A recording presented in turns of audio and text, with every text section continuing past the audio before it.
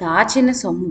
చాలా కాలం క్రితం తపతీ నది తీరాన ఒక గ్రామంలో వత్సలుడు అనే చిన్న వర్తకుడు ఉండేవాడు. అతడు పైకి పెద్ద ధనికుల్లా కనపడకపోయినా నేర్పుతో వ్యాపారం చేసి 1000 బంగారు మాడాలు నిల్వ చేశాడు. ఇలా ఉండగా వత్సలుడు వ్యాపార నిమిత్తం దూరదేశం వెళ్ళవలసి వచ్చింది. తన దగ్గర ఉన్న బంగారం వెంట తీసుకుపోవటం మంచి పని కాదు. అందుచేత వత్సలుడు తన 1000 బంగారు మాడాలను ఒక పెద్ద జాడీలో అమర్చి వాటి పైభాగాన ఉసిరికాయలు కప్పి జాడీకి మూత పెట్టి వాసిన కట్టి ఆ జాడీని వాతాపి అనే పెద్ద వర్తకుడి ఇంటికి పట్టుకెళ్ళాడు. అయ్యా వాతాపి గారు, నేను రేపు వ్యాపారం మీద వెళ్తున్నాను. తిరిగి రావటానికి 3-4 మాసాలు పట్టవచ్చు. అంతవరకు నా ఈ ఉసిరికాయ జాడి మీ ఇంట్లో భద్రంగా ఉంచగలరా అని అడిగాడు వినయంగా. వాతాపి సరేనని తన సంబారాల కొట్టులో ఒక మూల చోటు చూపాడు. వత్సలుడు స్వయంగా తన చేత్తోనే జాడీని అక్కడ పెట్టి వెళ్ళిపోయాడు. అయితే వత్సలుడి వ్యాపారం అనుకున్న దానికన్నా అధికంగా కలిసి వచ్చింది. కొద్ది నెలల్లో తిరిగి వద్దామనుకున్న వత్సలుడు కొన్ని ఏళ్ల దాకా స్వదేశానికి తిరిగి రాలేకపోయాడు. ఈలోగా వాతాపి వత్సలుడు మాటే మరిచాడు. ఒకనాడు అతను ఇల్లు సర్దిస్తూ ఉండగా సంబారాల కొట్టుమూల వాసిని కట్టిన జాడి కనిపించింది. వత్సలుడు ఏమైనట్టు? అబ్బో, 7 ఏళ్ల నాడు వెళ్ళినవాడు ఇంకా బతుకుంటాడా? పాపం, ఈ జాడి ఇక్కడే భద్రంగా దాచిపెట్టుకున్నాడు పిచ్చివాడు. అయినా ఇందులో ఏముందో చూద్దాం అని వాతాపి వాసిన విప్పి, అంటే జాడికి కట్టిన గుడ్డ విప్పి జాడి మూత తీసి ఎండిపోయిన ఉసిరికాయలు చేత్తో కదిపి చూశాడు.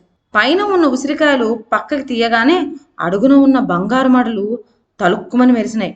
వెంటనే వాతాపి తలలో కూడా ఒక ఆలోచన తలుక్కుమని మెరిసింది. ఆ ఆలోచన ఏమిటంటే, వత్సలుడు శతవిధాలా చచ్చిపోయి ఉంటాడు, తిరిగి రాడు. అథవా వచ్చినా తన దగ్గర బంగారం దాచినట్టు సాక్ష్యం చూపలేడు. ఆ జాడీలోవి ఉసిరికాయలనే కదా వత్సలుడు చెప్పాడు. ఉసిరికాయల జాడి తిరిగి ఇవ్వటం వరకే తన పూజ. ఈ విధంగా ఆలోచన చేసిన వాడే వాతాపి ఎవ్వరు చూడకుండా జాడీలోని 1000 బంగారు మడలు తీసి వేరే దాచేశాడు. ఎందుకైనా మంచిదని జాడీ నిండా ఉసిరికాయలు తెచ్చిపోసి మూత పెట్టి జాడీ యథాస్థానంలో పెట్టేశాడు. ఇది జరిగిన కొద్ది కాలానికే వత్సలుడు వచ్చాడు. వాతాపి దగ్గరికి వెళ్ళి తన జాడి తీసుకొని ఇంటికి పోయి చూసుకున్నాడు. ఎంత తీసినా జాడీ నిండా ఉసిరికాయలే తప్ప బంగారం జాడ ఏమీ లేదు. వత్సలుడికి కడుపు మండిపోయింది. అతను వాతాపి దగ్గరికి వెళ్ళి, నువ్వేమో పెద్ద మనిషి అనుకున్నాను, నా బంగారం కాస్త కాజేస్తావా అని అడిగాడు. నీ దిక్కుమాలిన జాడి నా దగ్గర 7 ఏళ్ల పాటు ఉంచినది నా మీద దొంగతనం అంటగట్టడానికేనా? నీ జాడిని నువ్వే తెచ్చిపెట్టావు, నువ్వే మళ్ళీ తీసుకుపోయావు. ఉసిరికాయల జాడీలో బంగారం ఉంచడం ఏమిటి? నాకు ఆ సంగతి అప్పుడు చెప్పావా? ఇప్పుడు కల్పిస్తున్నావు గాని అన్నాడు వాతాపి కోపం నటిస్తూ. వ్యవహారం న్యాయాధికారి వద్దకు వెళ్ళింది. న్యాయాధికారి వాది ప్రతివాదాలకు కబురు పెట్టాడు. వత్సలుడు వాతాపి హాజరయ్యారు. ఈ విచిత్రమైన నేర విచారణ చూడడానికి ఊరంతా వచ్చారు. 7 ఏళ్ల క్రితం తాను జాడీలో 1000 బంగారు మడులు దాచి వాటిపైన ఉసిరికాయలు కప్పి వాతాపి ఇంట్లో దాచి వెళ్ళానని, తిరిగి ఈ ఉదయమే తాను వచ్చి జాడి చూస్తే బంగారం మాయమైపోయి జాడి నిండా ఉసిరికాయలే ఉన్నాయని, 1000 బంగారు మాడాలను వాతాపి తన పొట్టన పెట్టుకున్నాడని వత్సలుడు న్యాయాధికారికి విన్నవించుకున్నాడు. తాను ఆ జాడీని ముట్టుకోనే లేదని, దాన్ని వత్సలుడే స్వయంగా తన ఇంట పెట్టి మళ్ళీ 7 ఏళ్లకు వచ్చి స్వయంగా తానే తీసుకుపోయాడని, తన దగ్గర ఉన్న సొత్తు కాజేయాలనే దురుద్దేశంతో ఇప్పుడు వత్సలుడు కల్పన చేస్తున్నాడని వాతాపి మనవి చేసుకున్నాడు. ఏమయ్యా, నీ జాడిలో బంగారం పెట్టినట్టు చెప్పడానికి ఏమైనా సాక్ష్యం ఉందా అని వత్సలుణ్ణి న్యాయాధికారి అడిగాడు. చిత్తం, నా అంతరాత్మ, వాతాపి అంతరాత్మ తప్ప ఇంకేమీ సాక్ష్యం లేదు అన్నాడు వత్సలుడు. అలాంటప్పుడు నీ మాట నమ్మటం సాధ్యం కాదు. అయినా నీ జాడి సరిగ్గా చూసుకున్నావా? బంగారం ఏమైనా పెడితే అందులోనే ఉందేమో అన్నాడు న్యాయాధికారి. చూశానండి, ఉసిరికాయలు తప్ప అందులో ఏమీ లేదు అన్నాడు వత్సలుడు వెలవెలపోతూ. ఏది? జాడి పట్టుకురా, నలుగురు ఎదుట సందేహ నివృత్తి చేసుకుందాం అన్నాడు న్యాయాధికారి. తనకు న్యాయం జరుగుతుందన్న నమ్మకం వత్సలుడికి పోయింది.